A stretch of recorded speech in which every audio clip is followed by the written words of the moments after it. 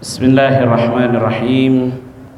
Assalamualaikum warahmatullahi wabarakatuh.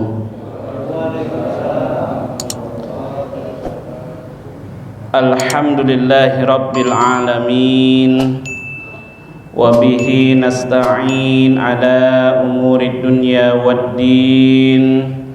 Wassalatu wassalamu ala ashrafil anbiya'i wal mursalin Sayyidina wa habibina wa syafi'ina wa maulana Muhammadin wa ala alihi wa sahbihi ajma'in, amma ba'du. Bapak-bapak jamaah Nurul Yakin yang dimuliakan Allah Subhanahu wa taala, puji serta rasa syukur marilah kita panjatkan kehadirat Allah Subhanahu wa taala atas segala nikmat yang Allah berikan kepada kita.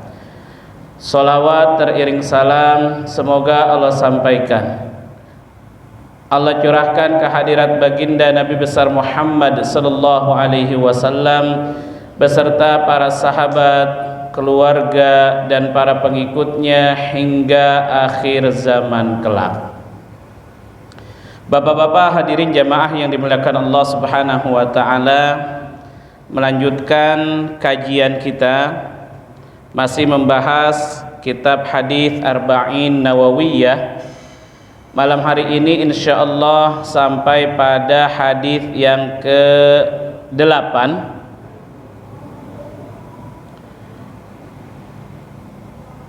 Saya bacakan hadisnya, datang dari Ibnu Umar radhiyallahu anhuma anna Rasulullah sallallahu alaihi wasallam qala umirtu an uqatilan nasa hatta yashhadu an la ilaha illallah wa anna muhammadan rasulullah wa yuqimus salata wa yu'tuz zakata fa idza fa'alu dzalika asamu minni dima'ahum wa amwalahum illa bihaqqil islam wa hisabuhum 'ala Allah taala. Hadis riwayat Bukhari dan Muslim.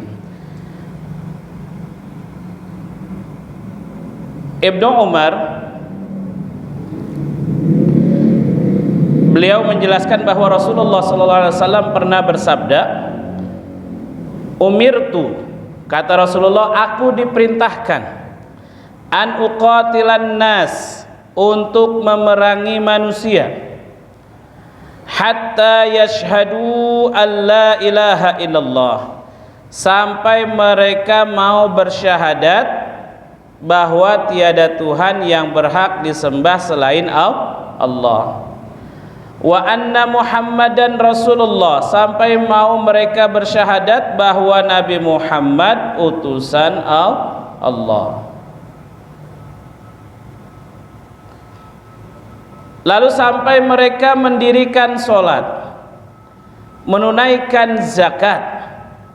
Fa idza fa'alu dzalika, kalau mereka mengerjakan ini semua, syahadat, sholat, zakat, maka mereka asamu minni dima'ahum wa amwalahum, mereka terjaga jiwanya dan hartanya, illa bihaqqil Islam, kecuali dengan hak-hak yang benar dalam Islam, wa hisabuhum 'ala Allah taala, dan perhitungan hisab mereka itu adalah urusan Allah Subhanahu wa taala. Hadirin jamaah yang dimuliakan Allah Subhanahu wa taala, apa yang kita bisa ambil poin dari hadis singkat ini? Rasulullah sallallahu alaihi wasallam diperintahkan untuk memerangi manusia sampai mereka mau bersyahadat. Artinya bukan diperangi, dimusuhi. Ini memberikan penjelasan bahwa yang namanya persaudaraan dalam Islam itu jelas. berdasarkan satu ucapan yang namanya ucapan syahadat. Yang belum bersyahadat ini bukan saudara, bukan saudara satu agama, bukan saudara satu akidah. Tapi yang telah bersyahadat, apalagi mereka sholat, apalagi mereka zakat, ini mereka umat Islam yang harus dijaga jiwanya, yang harus dijaga hartanya. Artinya apa? Kita sesama umat Islam nggak boleh ganggu mereka. Ini Pak, ini Rasulullah SAW menjelaskan bahwa persaudaraan itu berdasarkan akidah. Kalau dia syahadat, dia sholat, dia zakat, dia saudara kita. Jiwanya wajib kita lindungi, hartanya nggak boleh kita ambil karena saudara. Nih lihat, ini Islam yang mengajarkan, ini Rasulullah SAW yang mengajarkan. Bahkan sebagian ulama itu mengatakan, berpendapat kalau perlu cukup hanya seseorang dengan bersyahadat saja, cukup bersyahadat. Mungkin boleh jadi habis syahadat dia nggak sholat, dia nggak puasa, dia nggak zakat, itu pun masih dianggap dalam Islam dia adalah saudara kita.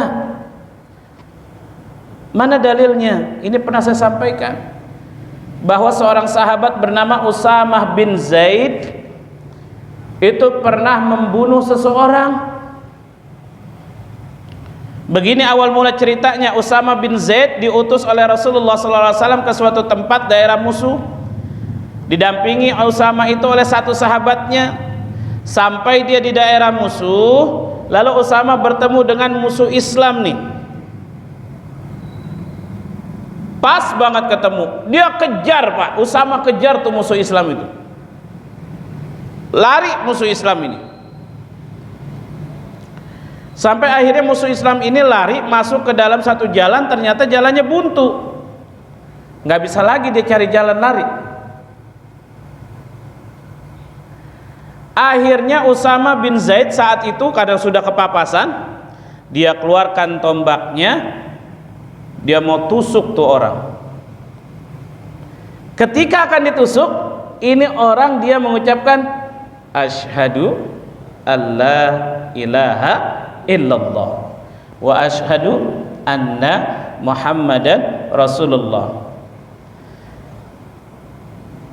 Kata temannya Usamah bin Zaid, Usamah, jangan dibunuh karena dia telah masuk Islam, dia sudah bersyahadat. Usamah ternyata nggak peduli, dia bunuh, dia tusuk itu orang. Singkat cerita matilah dia. Terus pulanglah Usamah dan satu sahabat yang ini menghadap kepada Rasulullah SAW. Tiba-tiba diam-diam ternyata sahabatnya Usamah bin Zaid ini dia laporan kepada Rasulullah. Apa laporannya? Wahai Rasulullah, Usamah bin Zaid yang engkau utus, dia telah membunuh. Dia telah membunuh orang yang telah mengucapkan kalimat la ilaha illallah.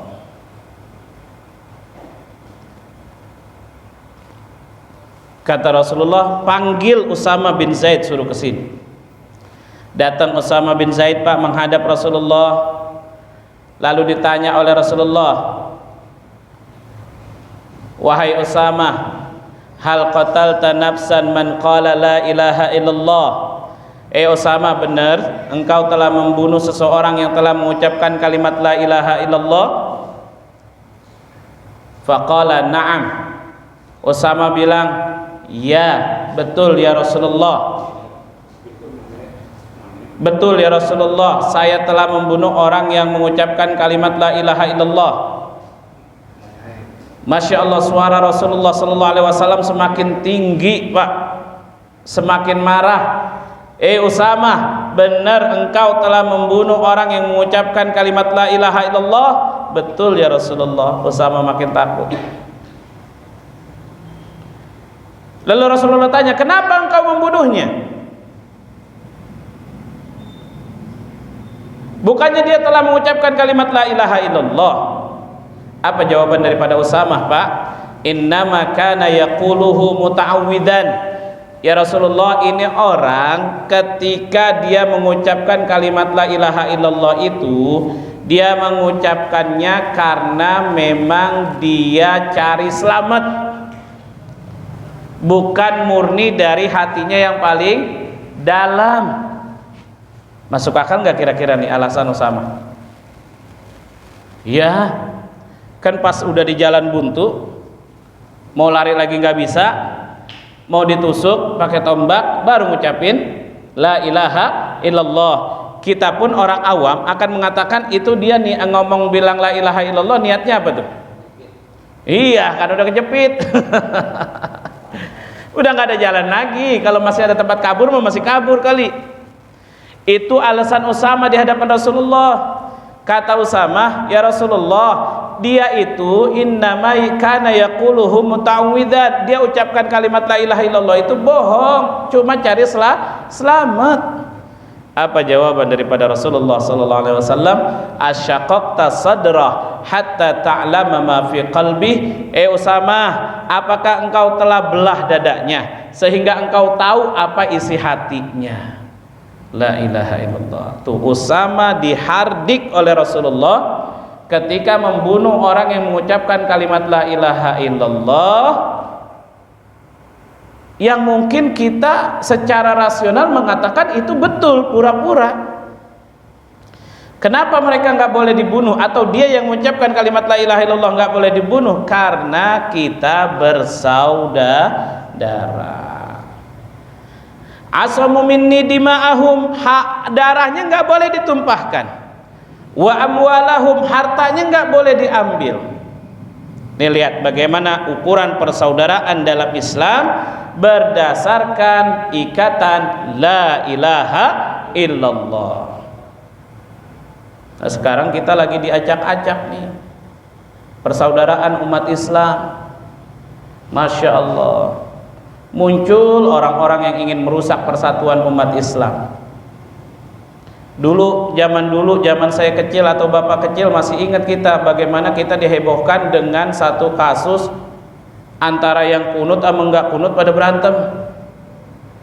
Zaman dulu, zaman saya sih mungkin udah nggak terlalu lah. Zaman bapak dulu mungkin berantem. Sekarang alhamdulillah udah nggak ada, Pak. Udah nggak kedengeran tuh antara yang kunut dengan yang nggak kunut pada berantem. Alhamdulillah, karena emang udah nggak sholat subuh di masjid, jadi kagak tahu dia kunut apa kagak masjidnya, musolanya. Iya, jadi nggak berantem. Alhamdulillah. Ya Allah, tuh dulu kita di kotak-kotak, dipecah-pecah, disekat. Ini lagi mau disekat lagi lewat isu sara, lewat isu apa namanya, ras. Kemarin belum lama suku Betawi yang disinggung, sekarang lagi rame suku Sunda. Dibuat pecah tuh, padahal persaudaraan yang hakiki adalah berdasarkan kalimat la ilaha illallah. Udah, kalau dia mengucapkan kalimat la ilaha illallah, dia sholat, dia zakat, itu saudara kita. Apalagi kalau belum ada keterangan dari MUI, dari pemerintah yang menyatakan aliran tersebut sesat dan segalanya, ya dia adalah saudara kita. Nih, persaudaraan dalam Islam begitu luar biasanya, diikat dalam ikatan kalimat la ilaha illallah. Nah, umat Islam yang terjadi sekarang itu berbeda. Apalagi mohon maaf, tingkat keilmuan dan tingkat keimanan rada rendah dikit. Jadi kalau misalkan berbeda dianggap jadi musuh. Kita masih ingat tuh disuguhkan Pilpres nomor 1, nomor 2, Allahu Akbar. Ini berantemnya sampai sekarang, Pak. Lah dia mau udah mesra berdua di atas. Kita di bawah sampai berantem. Dia udah enak berdua di atas. Tuh. Ini orang kita jeleknya kalau beda seakan-akan jadi musuh. Atau bahkan yang kadang bahasanya mohon maaf, dia langsung terjun memperkeruh keadaan dengan membesarkan perbedaan. Hati-hati, ini banyak muncul nih kelompok-kelompok yang seperti ini, datang ke masjid, datang ke musola, dilemparkan masalah perbedaan. Kamu salah, itu nggak sesuai dengan tuntunan Rasulullah. Rasulullah nggak pernah ngerjain. Habis orang disalah-salahin. Enggak. Persaudaraan itu selalu diikat dengan akidah. Makanya Allah katakan dalam ayat yang kita hafal, a'udzubillahi minasyaitonirrajim, innamal mu'minuna ikhwatun fa aslihu baina akhawaikum. Tuh. Sesungguhnya seorang mukmin itu bersaudara, maka damaikanlah antara saudara-saudara kalian. Nih, ini pelajaran bagus daripada Rasulullah SAW, supaya kita punya ilmu dalam mensikapi bagaimana harus bersatu, atau punya ilmu dalam mensikapi bagaimana terjadi perbedaan. Jangan gara-gara beda dikit jadi musuh. Besok nih 2024 nih, bendera macam-macam tuh. Ada yang warna ini, warna itu. Nggak usah rame satu kelurahan, satu RW aja rame banget. Nggak usah rame satu RW, satu masjid warna-warni, satu musola warna-warni. Nggak usah rame satu masjid, satu keluarga aja ada yang beda tuh, ada yang beda.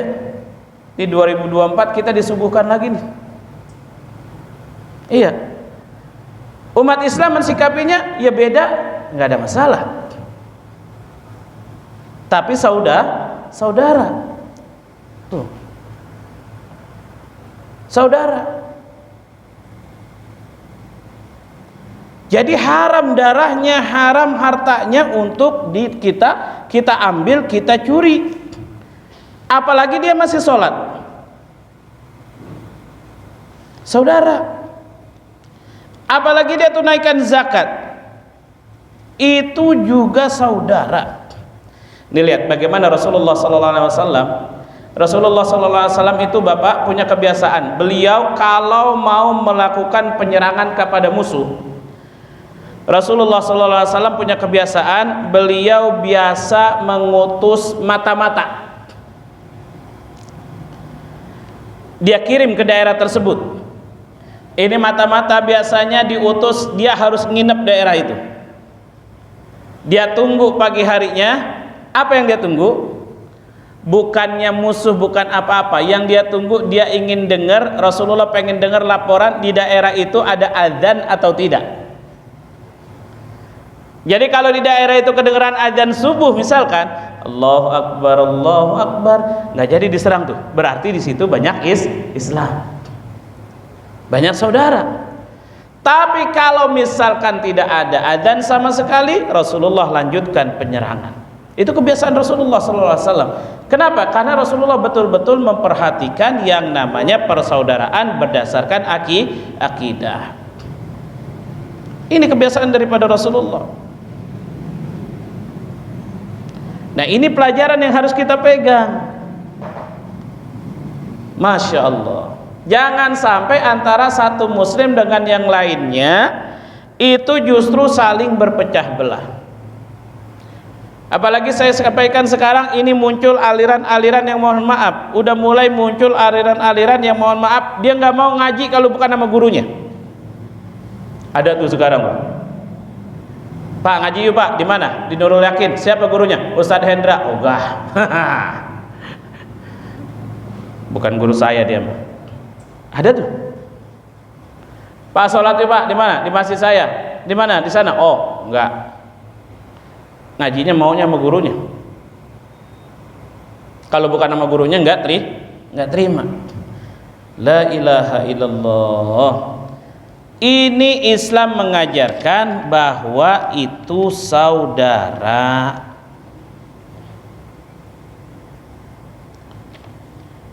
Dia satu akidah dengan kita. Tuh.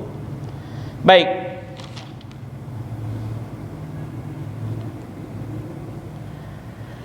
Ketika mereka bersyahadat, sholat, zakat, mereka terjaga darahnya, terjaga hartanya, illa bihaqqil Islam, kecuali dengan hak-hak yang benar secara Islam.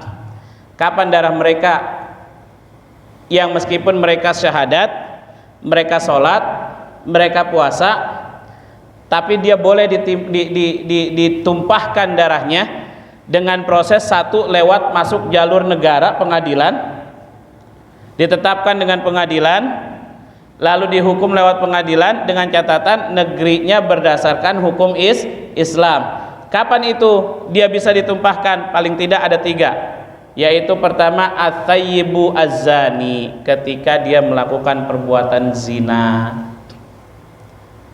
Dalam Islam orang berzina hukumannya apa?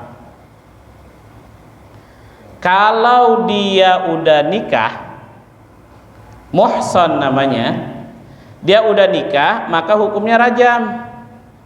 Rajam bahasa kita di sambit. Kalau dia belum nikah, maka hukumannya cambuk. Berapa kali? 100 kali. Ini pun yang menetapkan adalah negara. Awas jamaah Nurul Yakin pulang dari sini, sebelahnya tetangganya ada yang zina, ditimpah sama bapak-bapak. Kata Ustadz Hendra, hukumnya rajam. Timpah dia, habis bocor tuh kepala orang. Kok bapak nimpah saya Pak? Iya, kamu kan zina. Siapa yang nyuruh bapak nimpah saya? No, Ustadz Hendra. Datang dia ke rumah saya. Bukan, ditangkap dulu sama negara. Harus ada saksi 4 orang. 4 orang saksinya. Walladzina yarmunal muhsanati minan nisa thumma lam ya'tu bi arba'ati syuhada fajliduhum 80 jaldatan wala tuqbalu lahum syahadatan abada. Begitu kalau tidak salah ayatnya. Orang-orang yang menuduh perempuan baik-baik melakukan perbuatan zina, dia tidak mampu membawa 4 saksi, maka cambuk dia 80 kali. Jangan diterima kalau dia jadi saksi selamanya. Ini namanya hukum qadzaf, menuduh orang baik melakukan perbuatan zina. Nah, kalau ada laki-laki atau perempuan sudah menikah, dia berzina, setelah adanya saksi, maka baru ditetapkan hukuman melalui negara yang saat itu adalah dipegang oleh Rasulullah Sallallahu Alaihi Wasallam. Kan dirajam tuh, keluar nggak darahnya? Ditimpa, keluar nggak darahnya? Keluar. Yang nimpa dosa nggak? Enggak. Kan udah numpahin darah, kan dia bersyahadat. Oh, ini dibenarkan dalam Islam. Jadi nggak dosa meskipun menumpahkan darah orang yang telah bersyahadat. Tuh. Nih. Yang kedua, an-nafsu bin nafsi. Ketika terjadi pembunuhan. Lagi-lagi hukumnya adalah ketetapan negara. Kalau negaranya Islam, orang membunuh, maka hukumannya dibunuh, qisas. Ya ayyuhalladzina amanu kutiba alaikumul qisasu fil qatla. Kisos hukumannya. Seorang pembunuh ketika dibunuh lagi darahnya keluar enggak? Keluar. Yang melakukan dosa enggak? Enggak. Ini namanya hak sesuai dengan Islam. Kapan lagi, Pak? Wattariku lidinihi al-mufariqu lil jamaah. Orang yang meninggalkan agamanya, murtad. Murtad itu dalam Islam hukumannya harus dibunuh. Tapi lagi-lagi catatannya yang mengerjakan ini adalah negara, bukan personal pribadi. Dulu mungkin 10 tahun lalu atau 15 tahun lalu ada satu orang ustadz yang muridnya berzina, dia eksekusi langsung. Nggak tahu Bapak dengar apa enggak nih beritanya? Dulu nggak dibenarkan. Kalau eksekusi langsung jangan, harus lewat hukum negara. Makanya kalau di Arab Saudi itu, kalau di Jeddah ada Masjid Qisas namanya, nggak jauh dari Masjid Qisas itu ada pengadilannya. Ada pengadilannya. Setelah di pengadilan selesai putus hukuman, ditentukan hari eksekusi, masuk deh tuh ke Masjid Qisas. Biasanya pelaksanaannya adalah di waktu ba'da sholat Jumat. Nggak main langsung eksekusi. Nah, orang murtad ini hukumannya begitu. Tuh. Dia hukumannya juga mati. Kalau pakai hukum Islam. Jadi ini yang dibenarkan oleh Islam. Makanya ketika itu, Pak, hadirin jamaah yang dimuliakan Allah Subhanahu wa taala, ketika Rasulullah sallallahu alaihi wasallam wafat, diteruskan oleh khalifah yang pertama, siapa namanya? Abu Bakar As-Siddiq. Di masanya Abu Bakar As-Siddiq kan banyak orang yang udah nggak mau bayar zakat tuh. Banyak orang udah nggak mau bayar zakat. Kata Abu Bakar Siddiq, demi Allah saya akan serang dia, saya akan perangi dia. Kenapa? Karena dia udah nggak mau bayar zakat. Ini sama seperti kayak dia udah nggak mau sholat, nggak meyakini kewajiban sholat. Umar bin Khattab datang, wahai Abu Bakar, bukannya Rasulullah SAW pernah mengatakan bahwa ketika orang bersyahadat maka dia adalah dijaga darahnya dan hartanya. Ini Umar mengatakan. Terjadi dialog antara Umar dan Abu Bakar. Karena Umar memahami bahwa orang bersyahadat itu nggak boleh ditumpahkan, nggak boleh diserang, nggak boleh dibunuh, nggak boleh ditumpahkan hartanya. Sementara Abu Bakar memahami bahwa orang yang meninggalkan zakat ini harus diserang. Terjadi dialog, akhirnya Umar sepakat bahwa tujuan Abu Bakar menyerang orang-orang yang nggak mau zakat karena ini dibenarkan oleh Allah. Dia telah mengingkari salah satu kewajiban dalam Islam. Tuh. Baru akhirnya diserang. Nah, kalau ada umat Islam, ya biasa dia bersyahadat. Apalagi dia rajin sholat, dia juga zakat. Bismillah, dia adalah saudara kita. Saudara kita. Berbedakah sukunya? Boleh jadi. Berbedakah warna kulitnya? Enggak mustahil. Berbedakah partainya? Amat mungkin. Amat mungkin. Tapi selama dia bersyahadat, ya sudah saudara. Ini yang bikin kita bingung. Masya Allah. Satu, bangsanya sama-sama bangsa Indonesia. Kedua, sukunya sama, dari suku yang sama. Misalkan suku apalah gitu. Ternyata begitu dicek-cek dari daerah yang sama. Dari tempat yang sama. Begitu dicek lagi dari keturunan yang sama.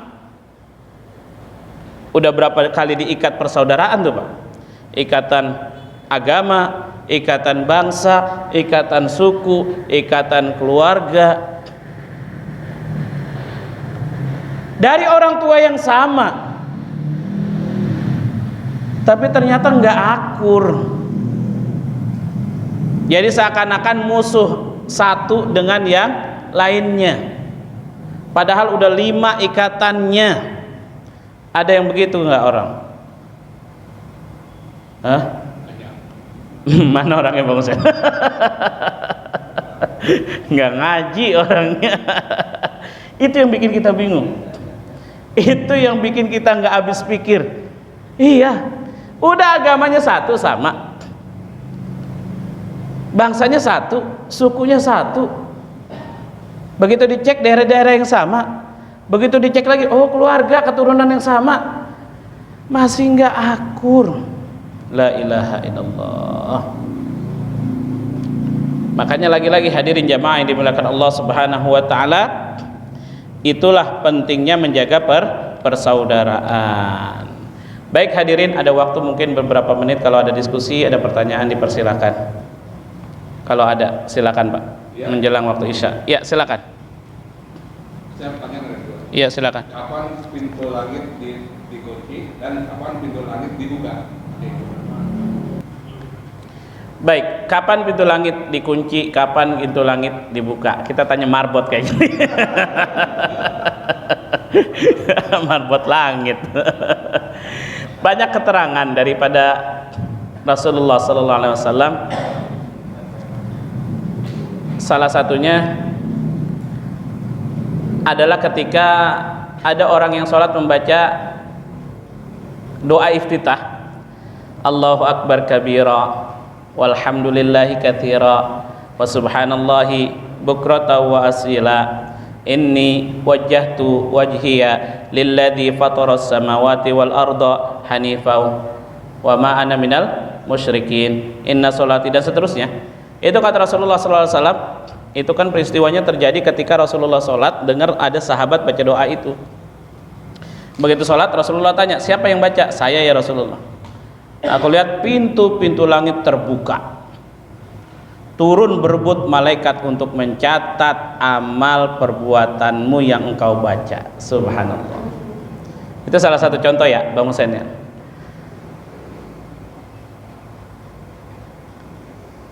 Ada juga ayat Al-Quran,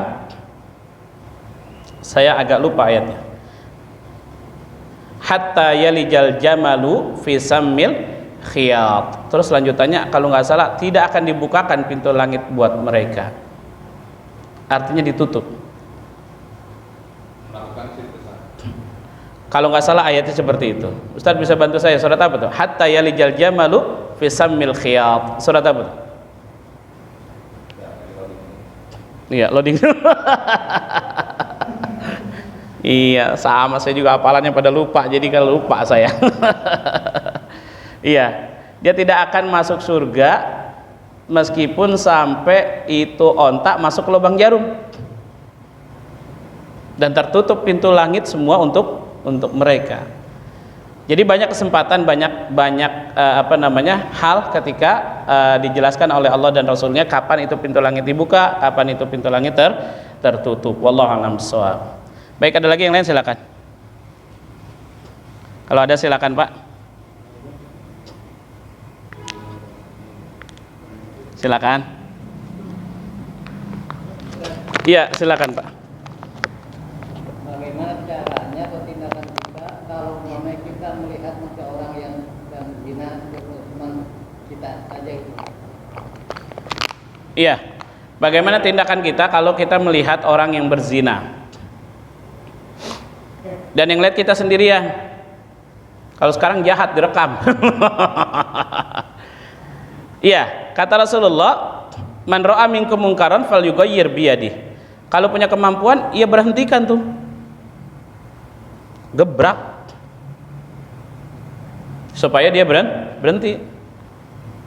Fa illam yastati' fa bilisani. Kalau enggak berani, wah ntar dia marah nih kalau saya obrak-abrik. Pakai lisan. Lapor RT, lapor RW, lapor polisi. Suruh mereka yang menghentikan. Fa illam yastati' fa biqalbi. Masih enggak mampu juga pakai lisan, pakai hatinya, minimal hatinya benci. nggak suka dengan perbuatan mungkar atau maksiat seperti itu. Ini tindakan kita, karena kita tidak berlaku di masyarakat kita, di hukum kita bahwa yang berzina hukumnya rajam atau cambuk. Hentikan saja. Iya, gebrak aja pintunya, kabur dia. Yang penting dia berhenti. Tuh. Iya, begitu Pak. Kalau sampai 4 saksinya, kalau negaranya hukum Islam, kena dia tuh hukum cambuk atau rajam. Atau di zaman Rasulullah jarang sekali terjadi ada 4 saksi bisa menemukan seorang itu berzina, karena memang itu harus betul-betul, maaf ya, kemaluan laki-laki masuk ke kemaluan perempuan. Itu ngelihatnya harus benar-benar jelas. Susah kalau ngelihat begini mah, nggak bisa.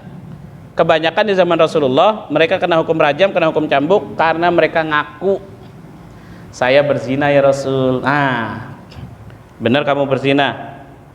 Ya, nggak diterima dulu sama Rasulullah. 2 kali 3 kali ngaku baru diproses hukum, entah itu rajam, entah itu cambuk. Nah, di masyarakat kita apapun kemungkaran, kalau kita bisa hentikan. Kalau nggak bisa, cari kekuatan supaya kemungkaran itu berhenti. Dulu dekat rumah saya pernah terjadi itu. Ini bukan untuk sombong atau apa. Dekat rumah terjadi, ada orang pada mabok-mabok. Saya mampu gitu. Apalagi orang kontrakan yang mabok. Saya mampu, langsung saya turun tangan Pak. Kita yang ngobrak-ngabrik sendirian, mampu. Lo kan orang kontrakan pakai ngelawan-ngelawan segala. Berani saya. Tapi kalau misalkan nggak punya kekuatan, ya dengan cara yang lain. Begitu ya. Wallahu a'lam bishawab. Hadirin jamaah ini dimuliakan Allah Subhanahu wa taala, nggak terasa sudah masuk waktu Isya. Terima kasih atas segala perhatiannya, mohon maaf atas segala kesalahan dan kekurangannya. Subhanallahumma wa bihamdika asyhadu an la ilaha illa anta astaghfiruka wa atubu ilaik. Wassalamualaikum warahmatullahi wabarakatuh.